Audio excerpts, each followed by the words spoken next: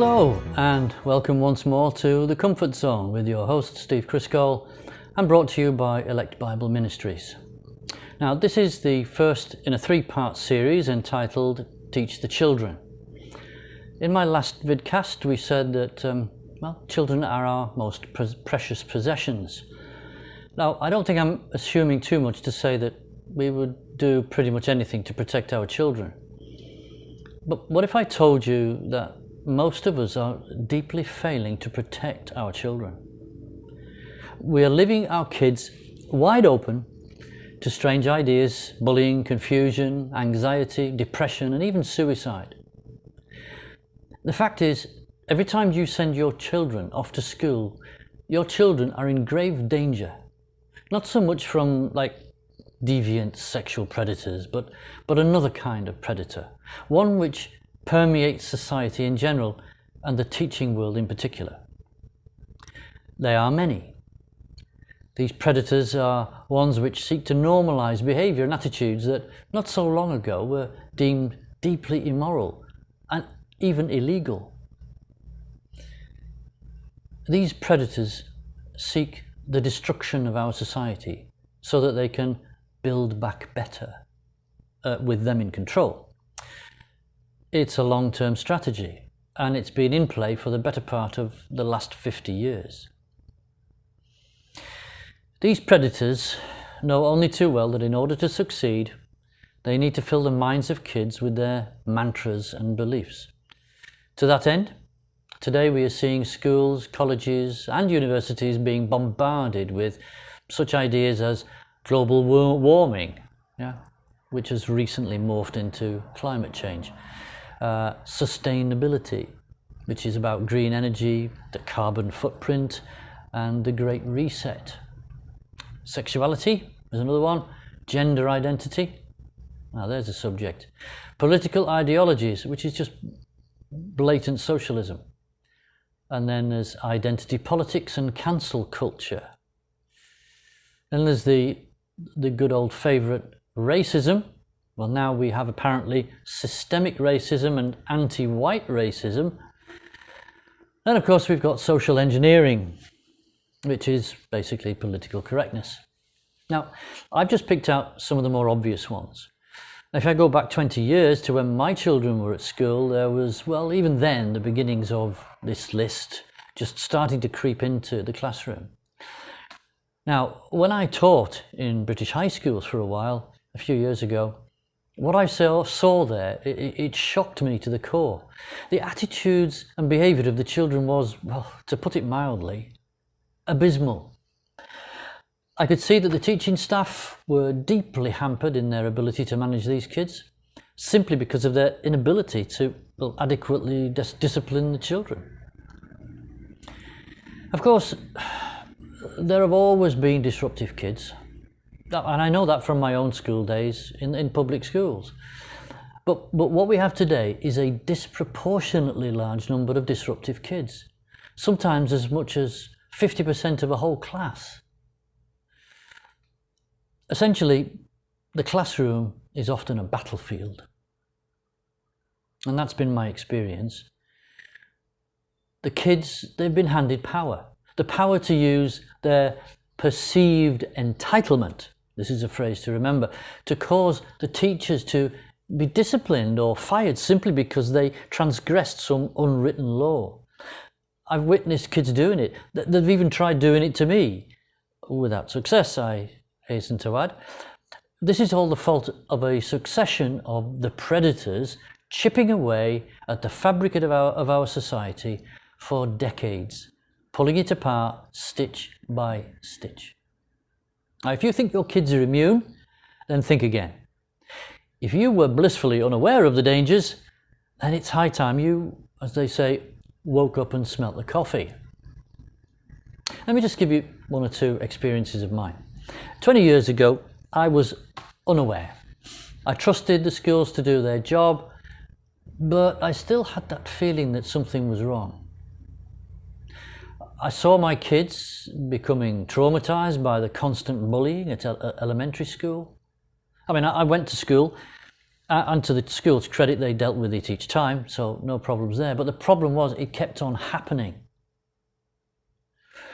I didn't understand. I couldn't know the reasons for the bullying then, but I do now. You see, my kids were well behaved and they were courteous. I'd taught them manners and some basic rules to live by, Christian rules. The basis of my parenting, as I said, was Christian. I didn't force feed them the Bible. They simply went, they went to church on Sunday with us. They did Sunday school and they did some church-based children's activities, and they loved it. You see, in a mainstream public school, even at the age of 6 or 7, they were deemed abnormal by the other kids, simply because, well, they were generally sweet, well-behaved kids. A few years after that, I realised that there was indeed something seriously wrong with the behaviour of children in general. I didn't know then what was causing it, and it took me a good few more years later before the penny finally dropped. Of course, by then, it was too late for my children. They had been subsumed into this cultural conformity that was required of everyone. They even turned on me. They blamed me for being completely out of touch and wanted to go back to the good old days. Yeah, some choice phrases of theirs. Well, I have to admit that we don't speak now, which is deeply sad, but I suppose not really unexpected. As with all things, it was a tremendous learning curve. Not for the kids, by the way, but for me. In a relatively short space of time, society had changed beyond all recognition. Changes that had taken place previously over 70 or 100 years, they'd happened in less than 20 years. So, don't you think maybe we need to try and put the brakes on this? Isn't it time to try and change things around a bit? Now, I want to address my next comments to the parents of young children, maybe of kids who haven't started going to school yet or they've just started. Your children need protection. Now, I'm not talking about bodyguards, I'm not talking about anything silly like that.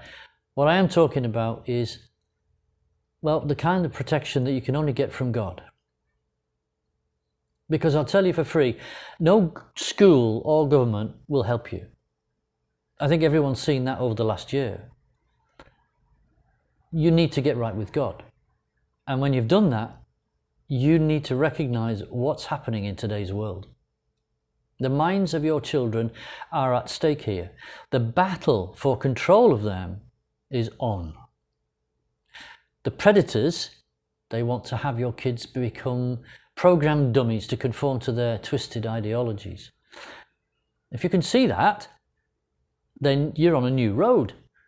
It's one which is difficult, but will, if you do it right, allow your kids to grow up to be well-rounded, intelligent, God-fearing, critically thinking people. Now, better men than me have realized a long time ago that it is extremely beneficial to know your enemy. Get to know just how they operate. Learn how the media is used as a propaganda tool. Teach your kids how that works when they're old enough.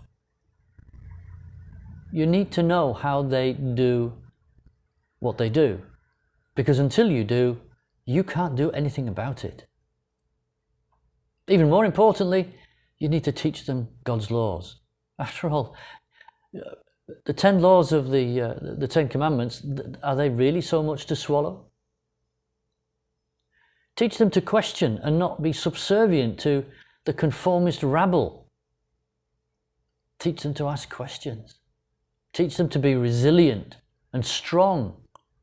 And I'm not talking about tossing the caber or weightlifting, okay? Strong here in their mind. Your kids, they are the forefront for change. You need to take up the mantle and give your children the most precious gift possible, and that is simply the love of God. Let them see it in you, and they'll want to have what you have. Be a shining light for your children, because they always look up to you.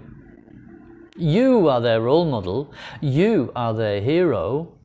Dad, mum, granddad, grandma. So you need to show them who your hero is. Show them Jesus. Okay, thanks for watching this. Please come back, watch part 2 and then part 3 of this important series on teaching the children. See you then, and God bless. Bye for now.